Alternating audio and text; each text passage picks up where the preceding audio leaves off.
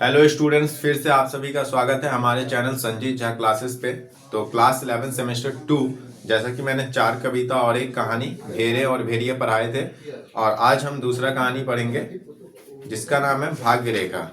काफ़ी आसान कहानी है और आज ही इसको हम बहुत जल्द कंप्लीट भी कर लेंगे।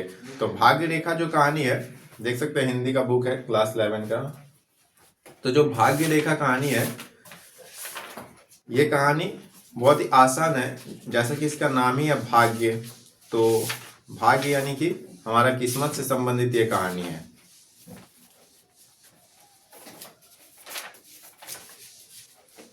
तो भाग्य रेखा, और भाग्य रेखा कहानी को लिखे हैं भीष्म साहनी जी। तो लेखक के बारे में भी थोड़ा जान लेते हैं। आधुनिक हिंदी साहित्य के प्रमुख हस्ताक्षर भीष्म साहनी जी का जन्म 8 अगस्त 1915 में रावलपिंडी यानी वर्तमान पाकिस्तान में हुआ था। तो इनका जन्म कब हुआ था? 8 अगस्त 1915, रावलपिंडी, जो कि अभी प्रेजेंट में कहाँ है? पाकिस्तान में है। तो रावलपिंडी में हुआ था। इनके पिता का नाम श्री हरवंश लाल साहनी व माता का नाम श्रीमती लक्ष्मी देवी था। और बता दें कि मशहूर अभिनेता रहे बलराज साहनी उनके बड़े भाई थे। उन्होंने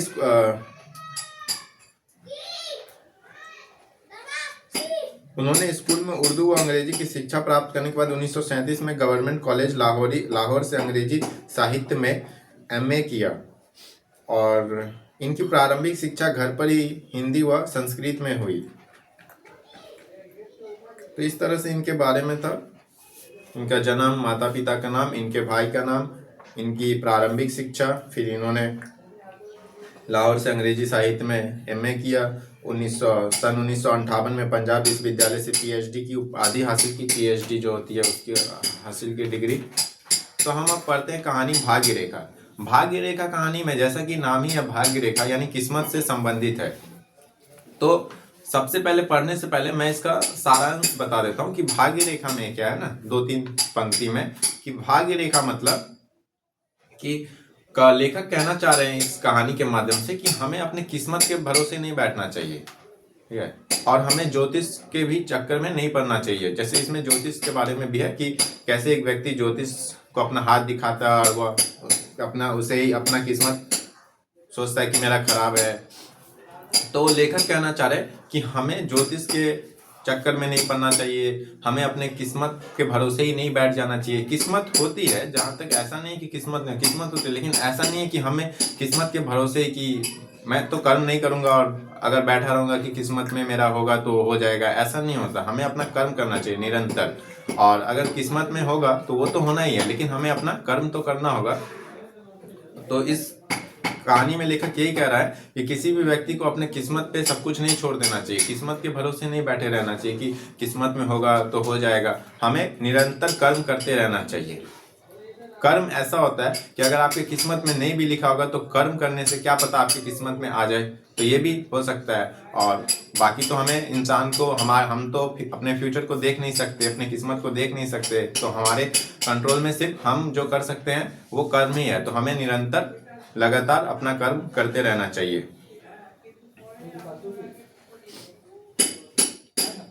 तो भाग्य रेखा को हम पढ़ते हैं। कनॉट सर्कस के बाग में, जहां नई दिल्ली की सब सड़कें मिलती है, जहां शाम को रसिक और दोपहर को बेरोजगार आ बैठते हैं। कनॉट सर्कस जो है ना, कनॉट सर्कस ये दिल्ली में है। दिल्ली में एक जगह है कनॉट सर्कस। कनॉट सर्कस के बाग में, बाग मतलब बगीचे में, जहां नई दिल्ली की सब सड़कें मिलती है, जहां पे नई दिल्ली की सभी सड़कें आके मिलती है। तो नई दिल्ली की सभी सड़कें आके मिलती है मतलब कनॉट सर्कस जो जगह है ना, वहाँ पे नई दिल्ली की सभी सड़कें आके आपस में मिलती है। वहाँ से मतलब कनेक्टिविटी है अलग अलग। जैसे कनॉट सर्कस है, वहाँ से मतलब हर तरफ से मतलब रोड मिल जाते हैं वहाँ पे आके कहीं भी जाने के लिए दिल्ली में। तो दिल्ली की सभी सड़कें मिलती है, जहाँ शाम को रसिक मतलब जो कामकाज वाले ऑफिस में काम करते हैं वो लोग हो गए, और दोपहर को बेरोजगार आ बैठते हैं। और उस बगीचे में शाम को ऑफिस में काम करने वाले लोग आते हैं, ठीक है, घरों में भी जो घर में काम करने वाले जो गृहिणी होती है वो लोग आते हैं। और शाम में दोपहर में बेरोजगार आ बैठते हैं, दोपहर में, क्योंकि दोपहर के समय तो पूरा माहौल ऐसे भी बगीचा में कोई रहता नहीं है, तो जो बेरोजगार है जिनके पास कोई काम नहीं है वो लोग दोपहर में आ बैठते हैं। 3 आदमी खरी धूप से बचने के लिए, 3 आदमी थे, 3 आदमी खरी धूप से बचने के लिए छां में बैठे बीड़ियां सुलगाए बातें कर रहे थे, और उनसे जरा हटकर दाईं और एक आदमी खाकी से कपड़े पहने। 3 आदमी थे, ठीक है, धूप से बचने के लिए छां में बैठे थे, बीड़ियां सुलगा रहे थे। उनसे जरा हटके दाईं और एक आदमी खाकी सा कपड़ा पहने, जो पुलिस का वर्दी होता है खाकी वाला, देखे होंगे आप लोग, वो उस कलर का कपड़ा पहने, अपने जूते का सिरहाना बनाए, घास पर लेटा हुआ मुतवातर खांस रहा था। मुतवातर मतलब होता है लगातार खांस रहा है, ठीक है। पहली बार जब वो खांसा तो मुझे बुरा लगा, मुझे मतलब लेखक कह रहे हैं कि उनको बुरा लगा पहली बार जब वो व्यक्ति खांसा तो। 40-45 वर्ष का कुरूप सा आदमी, सफेद छोटे छोटे बाल, काला झाइयों भरा चेहरा, लंबे लंबे दांत और कंधे आगे को झुके हुए खांसता जाता और पास ही घास पर थूकता जाता, मुझसे ना रह गया। लेखक ने अनुमान लगाया कि इसका उम्र जो था, जो व्यक्ति खांस रहा था उसका उम्र था 40 से 45 के बीच में, कुरूप सा था, दिखने में अच्छा नहीं था, सफेद छोटे छोटे बाल थे, काला था दिखने में, झाइयों भरा चेहरा भी अजीब सा था, लंबे लंबे दांत थे, कंधे झुके हुए थे, खांसता ही जा रहा था लगातार और पास ही घास पर थूकता जाता, तो मुझसे ना रह गया। तो लेखक को ये अच्छा नहीं लग रहा था। मैंने कहा, सुना है विलायत में सरकार ने जगह जगह पीकदान लगा रखे हैं। तो लेखक ने कहा, तो उस व्यक्ति से जो खांस रहा था उससे कहा कि मैंने सुना है, इनडायरेक्टली उससे समझाने का कोशिश कर रहे हैं कि मैंने सुना है कि विलायत यानी कि विदेश वाले जितने भी शहर है, विदेशों में सरकार ने जगह जगह पीकदान लगा रखे हैं ताकि लोगों को घास पौधे पर न थूकना पड़े। पीकदान जिसमें ताकि लोग इधर उधर बगीचे में घास पे न थूक दे। उसने मेरी और निगाह उठाई, पल भर घूरा, फिर बोला, तो साहब वहाँ के लोगों को ऐसी खांसी भी ना आती होगी। तो वो भी थोड़ा अजीब सा जवाब दे दिया लेखक को कि साहब वहाँ के लोगों को ऐसी खांसी भी ना आती होगी। ये इस बात का तो कोई मतलब नहीं होता है ऐसे बोलने का उस व्यक्ति को, बस वो बोल गया। फिर खांसा और मुस्कुराता हुआ बोला, बड़ी नामुराद बीमारी है, इसमें आदमी घुलता रहता है। फिर खांसा, फिर थोड़ा मुस्कुराता हुआ बोला कि बड़ी अजीब बीमारी है, इसमें आदमी घुलता रहता है, खांसी में मरता नहीं है।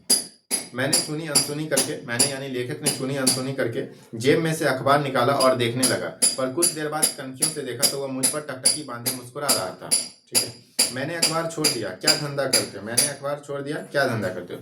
तो लेखक अखबार पढ़ रहे थे, फिर वो जब देखे कि उनके तरफ ही देखा है वो व्यक्ति, तो वो अखबार को फिर से रख दिए और उस व्यक्ति से पूछ रहे हैं कि क्या धंधा करते हो, मतलब क्या काम करते हो? तो वो आदमी बोल रहा है, जब धंधा करते थे तो खांसी भी यूं तंग ना किया करती थी। फिर लेखक पूछ रहे हैं क्या करते थे? उस आदमी ने अपने दोनों हाथों की हथेलियां मेरे सामने खोल दी। उस आदमी ने अपने दोनों हाथों की ऐसे हथेलियां मेरे सामने खोल दी। लेखक के सामने उस व्यक्ति ने दोनों हाथों की हथेलियां खोल दी। मैंने देखा उसके दाएं हाथ के बीच की 3 उंगलियां कटी थी। मैंने देखा उसके दाएं हाथ के बीच की 3 उंगलियां कटी थी। तो मैंने क्या देखा कि उसके जो दाएं हाथ के बीच की 3 उंगलियां थी ना, दाएं हाथ के बीच की 3 उंगलियां कटी थी। वह बोला मशीन से कट गई। अब मैं नई उंगलियां कहां से लाऊं? अब वो कह रहा है कि मैं नई उंगलियां कहां से लाऊं? जहां जाओ मालिक पूरी 10 उंगलियां मांगता है। मतलब अब मैं नई उंगली कहां से लाऊं? मशीन से हाथ कट गया, ठीक है, मशीन से कट गया। अब जहां भी काम ढूंढने जाता हूं, काम करने के लिए जाता हूं बात करने, तो मालिक पूरी 10 उंगलियां मांगता है। मतलब उसका हाथ बोलता है मालिक की आपका तो उंगली नहीं है, कैसे काम दूं? कहकर हंसने लगा। पहले कहाँ काम करते थे? लेखक ने पूछा। कालका वर्कशॉप में। तो उस व्यक्ति ने कहा कि कालका वर्कशॉप में। हम दोनों फिर चुप हो गए। उसकी राम कहानी सुनने को मेरा जी नहीं चाहता था। फिर हम दोनों चुप हो गए, उसकी राम कहानी और नहीं सुनना चाहते थे लेखक। बहुत सी राम कहानियां सुन चुका था। थोड़ी देर तक वह मेरी तरफ देखता रहा, फिर छाती पर हाथ रखे लेट गया। मैं भी लेट कर अखबार देखने लगा, मगर थका हुआ इसलिए मैं जल्दी ही सो गया। जब मेरी नींद टूटी तो मेरे नजदीक धीमा धीमा वार्तालाप चल रहा था। यहाँ पर भी त्रिकोण बनती है, जहाँ आयु की रेखा और दिल की रेखा मिलती है। देखा, तुम्हें कहीं से धन मिलने वाला है। मैंने आंखें खोली। वह दमे का रोगी घास पर बैठा, उंगलियां कटे हाथ की हथेली एक ज्योतिष के सामने फैलाए अपनी किस्मत पूछ रहा था।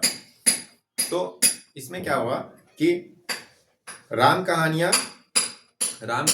मतलब वो आप नहीं सुनना चाहते थे उसकी कहानी, तो वो फिर लेट गया वो व्यक्ति। और लेखक भी थोड़ा थके हुए थे, तो लेखक भी थोड़ा सा लेटे, तो वो जल्दी ही सो गए।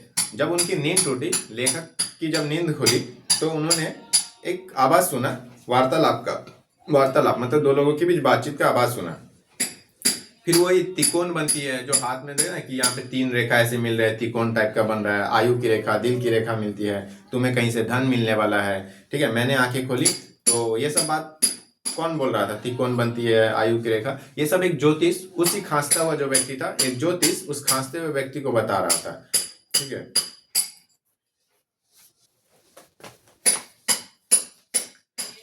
लाग लपेट वाली बात नहीं करो, जो हाथ में लिखा है वही पढ़ो। तो वो खांसता हुआ जो व्यक्ति है वो बोला ज्योतिष को कि लाट लपेट मतलब ऐसे घुमा फिरा के बातें मत करो, जो लिखा है वही बताओ। इधर अंगूठे के नीचे भी त्रिकोण बनती है, तेरा माथा बहुत साफ है, धन जरूर मिलेगा। तो वो बोला कि तेरा माथा बहुत साफ है, धन जरूर मिलेगा। कब? तो वो व्यक्ति पूछा कब? तो ज्योतिष बोल रहा है जल्द ही। देखते ही देखते उसने ज्योतिषी के गाल पर एक थप्पड़ दे मारा, ज्योतिषी बिलबिला गया। फिर वो गुस्से में ज्योतिषी को एक थप्पड़ मारा और ज्योतिष बिलबिला गया। कब धन मिलेगा? धन मिलेगा, 3 साल से भाई के टुकड़ों पर पड़ा हूं, कहता है धन मिलेगा। तो फिर वो कहता है कब धन मिलेगा? 3 साल से तो भाई के टुकड़े पे ही जी रहा हूं, तो कब धन मिलेगा? ज्योतिषी अपना पोथी पत्रा उठाकर जाने लगा, मगर यजमान ने कलाई खींचकर बिठा लिया। ज्योतिषी को भी गुस्सा आ गया और वो अपना पोथी पत्रा उठाकर जाने लगा, तो यजमान यानी कि उस व्यक्ति ने क्या किया, उसको फिर से खींचकर बिठा लिया। मीठी मीठी बातें तो बता दी, अब जो लिखा है यह बता, मैं कुछ नहीं कहूंगा। तो फिर वह व्यक्ति कह रहा है ज्योतिष से कि तूने मीठी मीठी बातें जैसे कि धन मिलेगा यह सब तो बता दिया, लेकिन अब यह बता, अब जो लिखा है ना, अब जो लिखा है वह बता। शायद उसको उसके बाद पे वो कि धन मिलेगा उसको वो अच्छा नहीं लगा, अच्छा तो नहीं लगा था। तो अब वो पूछ रहा है कि जो लिखा है वो बता सच। ज्योतिषी कोई 20-22 वर्ष का युवक था। ज्योतिषी जो था ना वो कोई 20-22 वर्ष का। ये लेखक जो वहां बैठ के ये सब देख रहे हैं, इन दोनों के बीच वार्तालाप सुन रहे हैं, तो लेखक क्या सोचे, उन्होंने सोचा है कि जो ज्योतिषी है वो 20-22 वर्ष का, 20 से 22 वर्ष के बीच में रहा होगा। काला सा चेहरा था, सफेद कुर्ता और पाजामा जो जगह जगह से सिला हुआ था। काला चेहरा, सफेद कुर्ता पाजामा पहना था जो कि सिला हुआ था। बातचीत के ढंग से बंगाली जान पड़ता था। लेखक जब उसके बात को सुन रहे थे, ज्योतिष के बात को, तो लेखक को ऐसा महसूस हो रहा था कि वो बंगाली होगा। पहले तो घबराया, फिर हथेली पर यजमान का हाथ लेकर रेखाओं की मुख भाषा पढ़ता रहा। पहले घबराया, फिर हथेली पर यजमान का हाथ लेकर रेखाओं की मुख भाषा पढ़ता रहा। जो रेखा होती है ना उसका भाषा, वो तो ज्योतिष लोग पढ़ते हैं। अब वो ज्योतिष क्या था, वो तो बेवकूफ़ी बना रहा था लोग को, तो वो अपना बस ज्योतिष के नाम पे वो देख रहा था। फिर धीरे से बोला तेरा भाग्य रेखा नहीं है। फिर धीरे से क्या बोला कि तेरा भाग्य रेखा नहीं है। यजमान सुनकर हंस पड़ा। ऐसा कह न साले, छिपाता क्यों है, भाग्य रेखा कहाँ होती है? तो ऐसा कह न साले, छिपाता क्यों है, भाग्य रेखा कहाँ होती है? तो यजमान सुनकर, मतलब अब देखिए, अब ज्योतिष क्या बोला, तेरा भाग्य रेखा नहीं है। तो ये वो व्यक्ति जो खांस रहा था वो बोला, खांसने मतलब वो व्यक्ति को ही यजमान यहाँ पे बोला जा रहा है, वो व्यक्ति बोला कि ऐसा कह ना साले, मतलब ये पहले ही क्यों नहीं बता दिया तू, गुस्सा में बोल रहा है। अब भाग्य रेखा कहाँ होती है? तो इधर यहाँ से उस उंगली तक जाती है। जब पूछा व्यक्ति भाग्य रेखा कहाँ होती है, तो उसने कहा कि इधर से इधर, इस उंगली से उस उंगली जाती है। भाग्य रेखा नहीं है तो धन कहाँ से मिलेगा? फिर उस व्यक्ति ने अपना जवाब किया कि भाग्य रेखा नहीं है तो मुझे धन कहाँ से मिलेगा? फिर भी ज्योतिष बोल रहा है कि धन जरूर मिलेगा, तेरी नहीं तो तेरी घरवाली की रेखा अच्छी होगी, उसका भाग्य तुझे मिलेगा, ऐसा भी होता है। मतलब अब ज्योतिष घुमा के बात कर रहा है कि धन तो तुझे जरूर मिलेगा।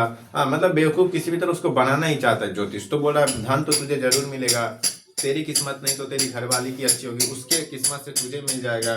तो फिर वो व्यक्ति बोला ठीक है, उसी के भाग्य पर तो अब तक जी रहा हूँ। उस व्यक्ति ने कहा कि ठीक है, अभी तक तो उसी के भाग्य पे जी रहा हूँ। वही तो 4 बच्चे छोड़कर अपनी राह चली गई है। वही तो 4 बच्चे को छोड़कर अपनी राह चली गई है। मतलब वो 4 बच्चे को छोड़ के अपनी राह चली गई, मतलब उनका देहांत हो गया। ज्योतिषी चुप हो गया, दोनों एक दूसरे के मुंह की ओर देखने लगा। ज्योतिषी क्या हुआ, चुप हो गया, दोनों एक दूसरे के मुंह की ओर देखने लगा। फिर यजमान ने अपना हाथ खींच लिया और ज्योतिषी को बोला तू अपना हाथ दिखा।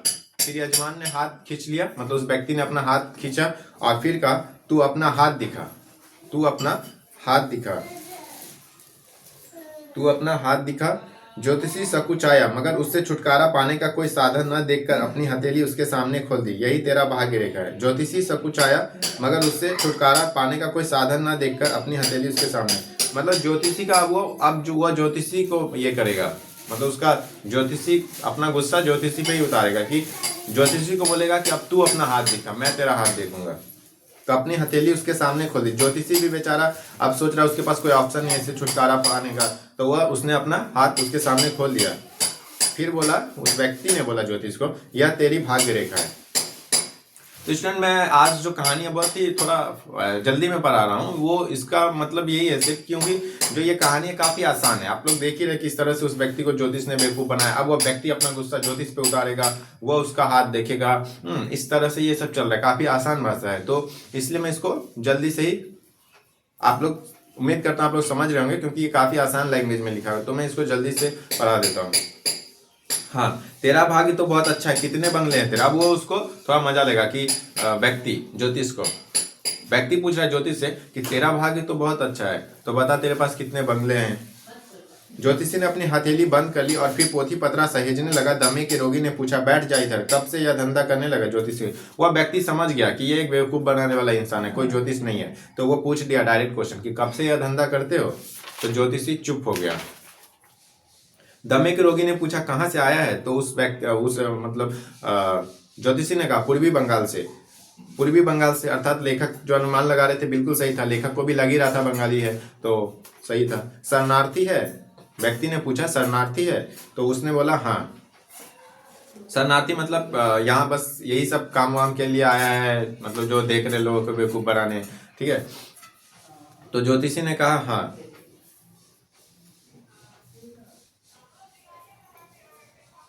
पहले भी यही धंधा, या ज्योतिषी फिर चुप, तनाव कुछ ढीला पड़ने लगा। तो फिर व्यक्ति ने बोला कि पहले भी तुम यही धंधा करते थे। फिर से ज्योतिषी चुप हो गया, तनाव कुछ ढीला पड़ने लगा, ठीक है। यजमान धीरे से बोला, हमसे क्या मिलेगा, जा किसी मोटर वाले का हाथ देख। यजमान गुस्से में बोला, उस व्यक्ति ने गुस्से में बोला ज्योतिष से कि हम लोग तो गरीब है, हमसे क्या तुझे मिलेगा, पैसा वैसा तो मिलेगा नहीं, जा किसी मोटर वाले को देख। मोटर वाले यानी बड़े बड़े लोगों का हाथ देख, वो लोग पैसा देंगे। ज्योतिषी ने सिर हिलाया, हो वह कहाँ दिखाते हैं, जो 2 पैसे मिलते हैं तुम ही जैसों से। फिर वो ज्योतिषी हाथ हिलाया, बोला भाई तुम लोगों से ही मुझे 2 पैसे मिल जाते हैं, वो लोग बड़े लोग तो हाथ दिखाते भी नहीं है। तो इस यहाँ स्टूडेंट क्या सीख मिला हमें कि जो बड़े लोग हैं ना, वो सिर्फ अपना कर्म ही कर रहे हैं, वो लोग इस ज्योतिष विद्या के चक्कर में नहीं पड़ते हैं, ठीक है, क्योंकि वो लोग सिर्फ अपना कर्म पे विश्वास करते हैं, कर्म करते रहते हैं, ठीक है। तो ज्योतिष देख ही रहे, ज्योतिष खुद ही बोल रहा है कि वो लोग तो अब ये सब करते ही नहीं, हाथ दिखाते ही नहीं, तुम लोग जैसा ही इंसान से हमें 2 पैसा मिल जाता है। तो इसलिए दोस्तों हमें भी ज्योतिष विद्या इन सब के चक्करों में नहीं पड़ना चाहिए, बस हमें अपना कर्म करना चाहिए। सूर्य सामने पेड़ के पीछे ढल गया था। इतने में मतलब अभी शाम हो गया था, सूर्य पीछे ढल गया था। इतने में 5-7 चपरासी सामने से आए और पेड़ के नीचे बैठ गए। जा उनका हाथ देख, उनकी जेबें खाली ना होगी। मगर ज्योतिष सहमा सा बैठा रहा। एकाएक बाग की आबादी बढ़ने लगी। अचानक से बगीचे में बहुत से लोग आने लगे। नीले कुर्ते पाजामे पहने लोगों की कई टोलियां एक एक करके आई और पास के फुटपाथ पर बैठने लगी। फिर एक नीली सी लारी झपटती हुई और बाग के एन सामने रुक गई।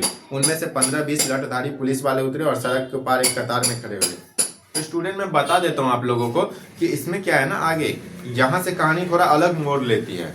वो अलग मोड़ क्या है कि यहाँ पे बगीचे में बहुत से लोग आ जाते हैं और उधर रास्ते पे क्या होते हैं, रास्ते से बहुत से एक जुलूस आ रहा है, ठीक है। रास्ते से क्या आ रहा है, एक जुलूस आ रहा है और वो मजदूर लोगों का जुलूस आ रहा है। क्योंकि आज इसमें कहानी में बताएगी कि आज मई दिवस है।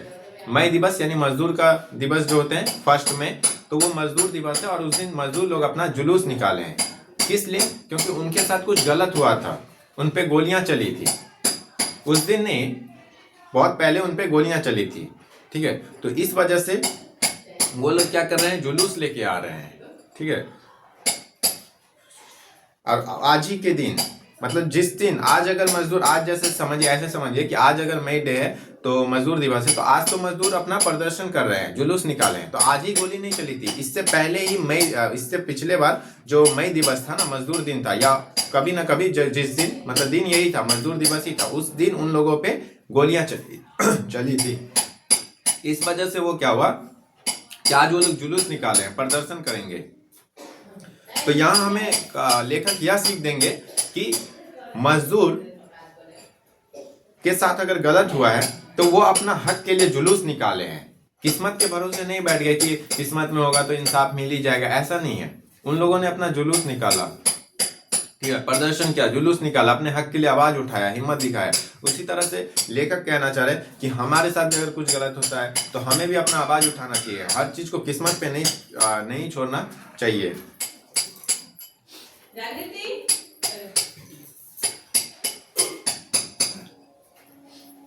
तो भीड़ जोश में आने लगी। मजदूर बाग के सामने 8-8 की लाइन बनाकर खड़े होने लगे। मजदूर बाग के सामने 8-8 की लाइन बनाकर खड़े होने लगे। ठीक है ना, 8-8 की लाइन, जैसे मतलब जो बगीचे थे ना, मजदूर बाग के सामने, बाग बगीचे के ठीक सामने 8-8 की लाइन, 8-8 की लाइन बना के खड़े हो जाने लगे। नारे आसमान तक गूंजने लगे।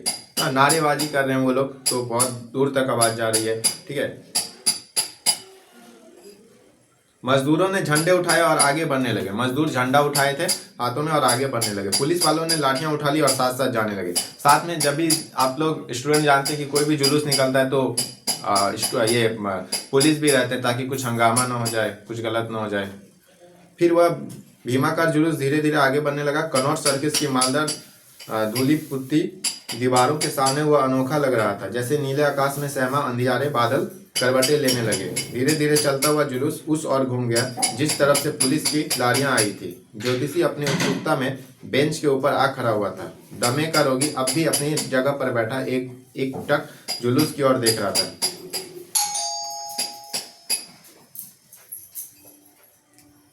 दूर होकर नारों की गूंज मंदतर पड़ने लगी। दूर होकर नारों की गूंज मंदतर पड़ने लगी। दर्शकों की भीड़ बिखर गई। जो लोग जुलूस के संग नहीं गए वे अपने घरों की ओर रवाना हुए। बाग पर धीरे धीरे दोपहर जैसी निस्तब्धता छाने लगी। फिर धीरे धीरे बगीचे से लोग क्या हुए, खाली हो गए। तो निस्तब्धता, अस्तब्धता मतलब होता है दोस्तों कि निस्तब्धता मतलब हुआ कि अब धीरे धीरे वहां पे लोग कम हो गए तो शांति सा थोड़ा छाने लगा। इतने में एक आदमी जो बाग के आर पार तेजी से भागता हुआ जुलूस की ओर आ रहा था सामने से गुजरा।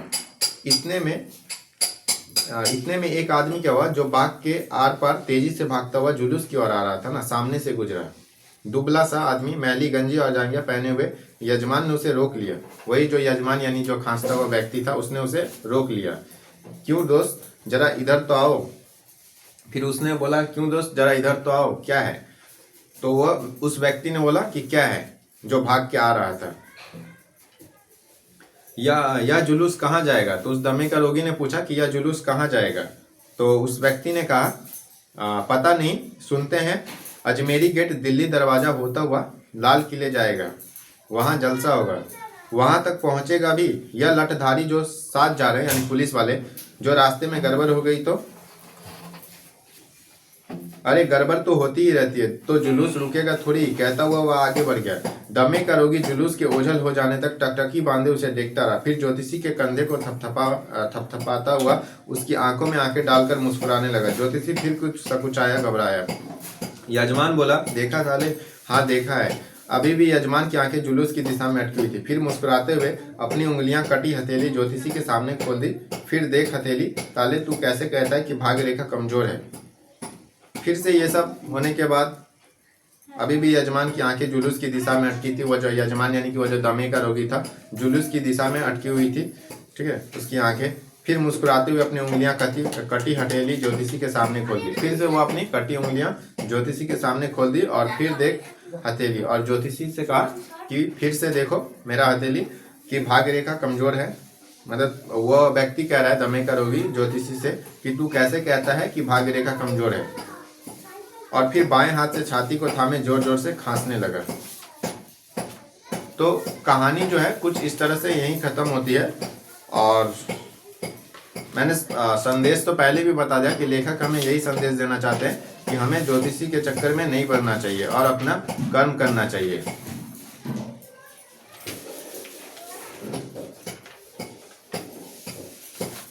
अब जब इस तरह से भाग्य रेखा को जब आप लोग समझ गए तो इससे कोई भी प्रश्न आएंगे किसी भी तरह के, क्योंकि शॉर्ट क्वेश्चन आएंगे 1 वर्ड, फिर आपके लॉन्ग क्वेश्चन व्याख्यामूलक, तो किसी भी तरह के क्वेश्चन आएंगे तो आप इसको आसानी से लिख सकते हैं। बस आपको ज्योतिषी जो कि 20-22 साल का उसका उम्र था, फिर वह एक दमे का रोगी, ठीक है, और मजदूर दिवस से रिलेटेड बातें, साथ में लेखक हमें क्या सीख दे रहे हैं कि हमें किस्मत के भरोसे नहीं बैठना चाहिए। तो इसमें तो यही 3-4 जो मुख्य बिंदु होती हैं, मेन बातें होती हैं, यही है।